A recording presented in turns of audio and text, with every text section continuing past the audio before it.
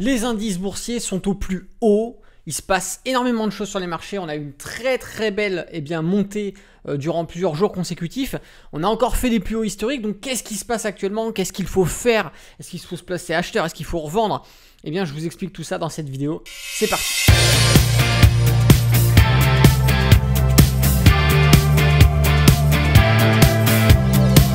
Bonjour à tous, c'est Alexandre, le trader indépendant, et dans cette vidéo, on va voir ensemble ce qui se passe actuellement sur les marchés parce que nous avons des nouveaux plus hauts. Alors, je vous propose qu'on aille tout de suite sur les écrans. Rappelez-vous, j'avais réalisé une vidéo durant l'été où je vous disais je vends tout en bourse, il se prépare quelque chose. Et effectivement, le 23 juillet, je vous avais fait savoir sur Instagram que je revendais tous mes portefeuilles à stratégie patrimoniale, donc mes investissements long terme à stratégie patrimoniale, puisque le contexte technique que nous allons revoir tout à l'heure me semblait inquiétant. Voilà, il fallait faire attention. Il n'y avait pas exceptionnellement de validation qui demandait à sortir tout de suite. D'ailleurs, c'est assez compliqué en termes de timing sur des investissements long terme de rentrer sur les plus bas et de revendre tout de suite sur les plus hauts exactement. Ça peut arriver de temps en temps, mais ça reste quand même du domaine du hasard. Mais exactement en le faisant exprès, c'est pas possible. Cependant, il y a des éléments qui apportent différents scénarios sur lesquels il va falloir être vigilant, et c'était la chose sur laquelle je m'étais penché durant cet été, et c'est pour ça que j'avais réalisé cette vidéo, pour vous faire savoir pourquoi j'avais retiré mes portefeuilles long terme. Donc le 23 juillet, je vous avais fait savoir sur Instagram, le 24, je vous avais fait la vidéo sur la chaîne YouTube, et effectivement, tant mieux, le marché a continué de grimper. Nous avons par la suite annulé certaines configurations techniques qui portaient à la prudence.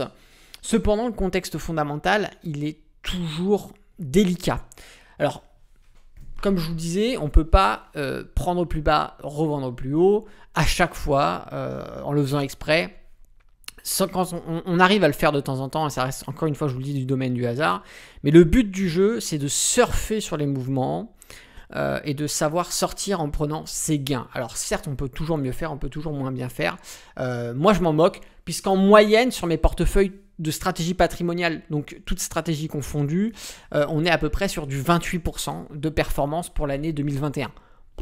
Je ne me plains pas, je ne me plains pas, et j'ai encore mes stratégies à rendement immédiat qui sont eux toujours positionnés, qui me rapportent des dividendes régulièrement, pratiquement tous les mois, même parfois plusieurs fois dans un mois. Donc je voulais voir ensemble le CAC 40.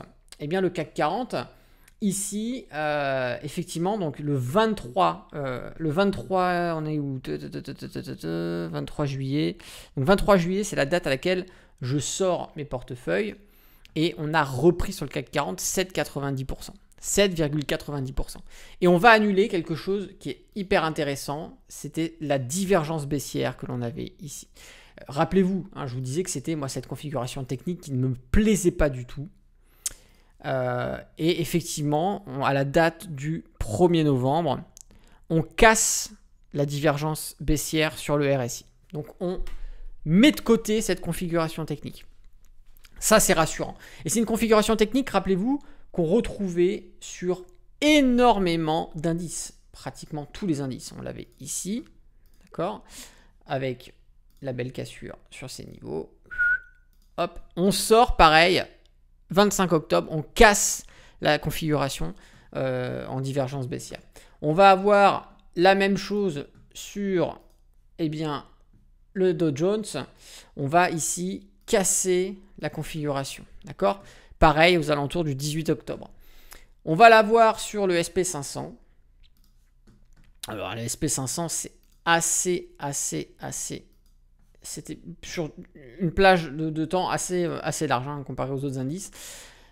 Et hop, on va ici, en date du 20 octobre, 21 octobre, casser la configuration technique. Et on va avoir le Nasdaq qui lui était par moment, voilà, c'était déjà annulé en avril.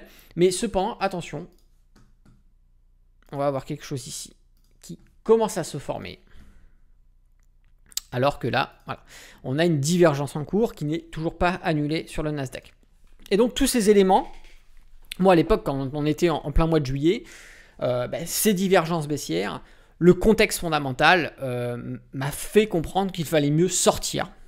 ok, j'ai fait une belle plus-value sur ces portefeuilles. J'encaisse mes gains. Et j'attends une meilleure condition pour replacer mes billets. Donc actuellement, je n'ai toujours pas replacé ces portefeuilles que j'ai revendus.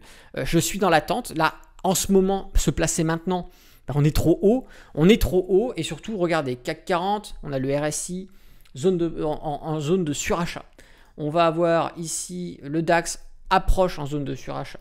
On va avoir ici le Dow Jones entrer légèrement en zone de surachat, ressorti. Mais attendons de voir ce qui se passe sur les autres séances.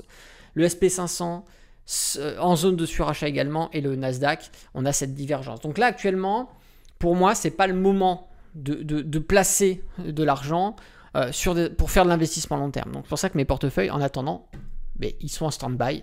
Ils attendent le bon moment pour rentrer sur un repli, sur une correction, sur une validation, pourquoi pas, du Nasdaq et bien de la divergence baissière avec un gros mouvement baissier.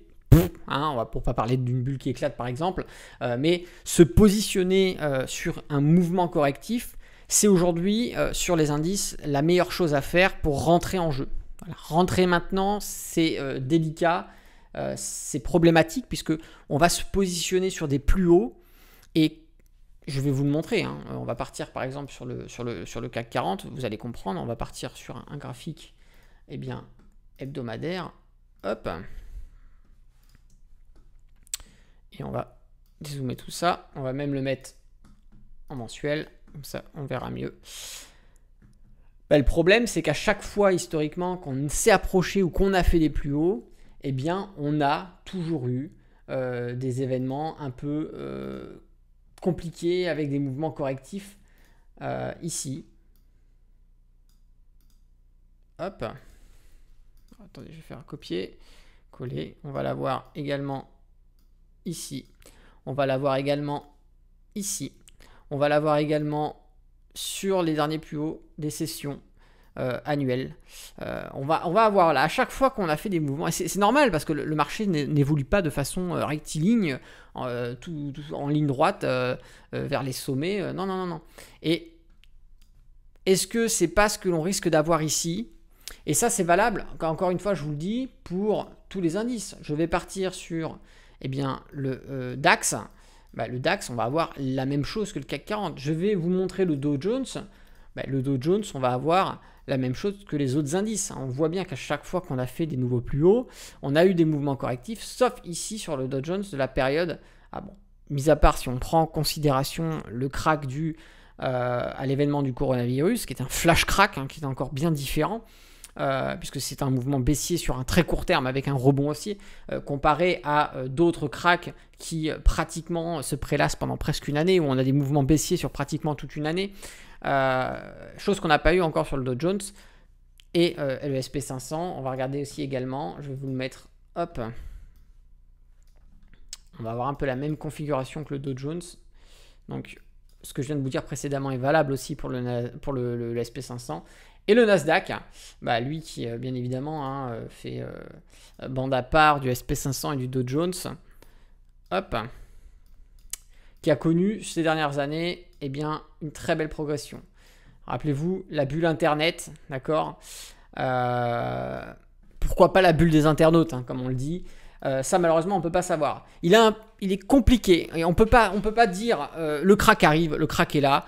Le crack va avoir lieu dans 2 jours, c'est impossible. Encore une fois, à chaque fois que vous avez des gens qui vous disent ça y est, le crack, il faut tout revendre, machin truc, on n'en sait rien. On va tout simplement juste avoir des éléments comme ce que je vous ai mis en avant, un contexte fondamental, un contexte technique, divergence baissière qui prête à la prudence. Attention, on a des éléments sur le graphique, on a des éléments en termes d'analyse fondamentale qui prêtent à la prudence. Donc, qu'est-ce qu'on fait? On allège les portefeuilles, on sort, ok.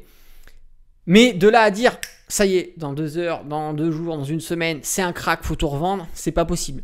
Le seul moyen d'affirmer qu'il y a un crack, ou qu'il va y avoir un crack, c'est quand il a lieu. Et ça, je vous l'ai toujours dit dans toutes mes vidéos, que ce soit même les vidéos où déjà avant le Covid, on disait que il allait avoir un crack, et alors qu'en fait, pendant plusieurs mois, les marchés ont continué à monter, il n'y avait pas de crack. Le crack, on ne peut que le constater. Ça, mettez-vous bien ça en tête. Les gourous, les algorithmes qui vont prédire tout de suite le crack à l'instant T, faut tout revendre, c'est des conneries. Un crack ne peut être que constaté. Donc effectivement, encore une fois, les éléments techniques, les éléments fondamentaux peuvent prêter à la prudence. Et après, c'est à vous de voir en fonction du risque que vous acceptez, les actions que vous allez entreprendre, revendre, alléger ou au contraire, prendre du risque et replacer vos billes, pourquoi pas.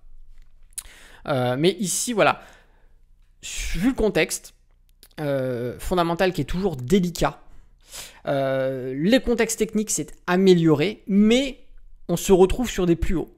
Donc, c'est pas le moment de se positionner. Donc, pour moi, la meilleure chose à faire, et moi, je vous dis c'est la meilleure chose parce que c'est ce que moi je compte faire si jamais ça se produit, c'est sur un repli, sur un beau mouvement baissier ou sur même pourquoi pas une très belle correction qui va durer assez longtemps, et bien c'est se repositionner sur des niveaux de support qui sont clés et qui sont assez intéressants.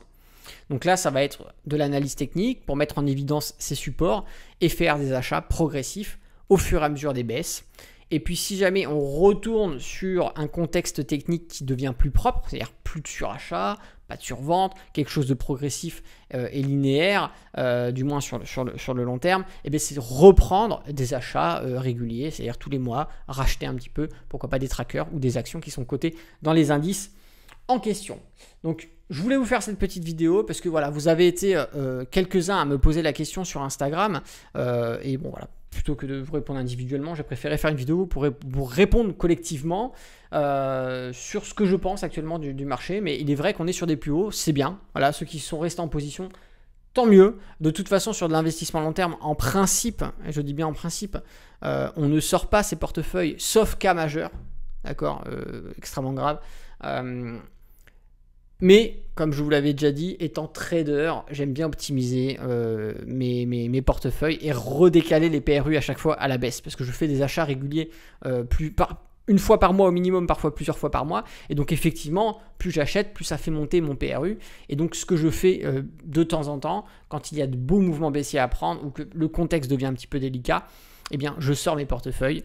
J'attends que les prix rebaissent et je remets mes portefeuilles pour redécaler le PRU à la baisse. Mais ça n'engage que moi, bien évidemment.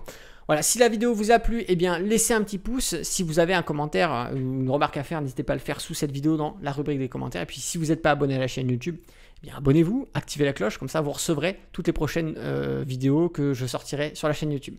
C'est Alexandre, le trader indépendant. Moi, je vous dis à bientôt pour une prochaine vidéo. Et d'ici là, tradez bien sur les marchés financiers. Ciao!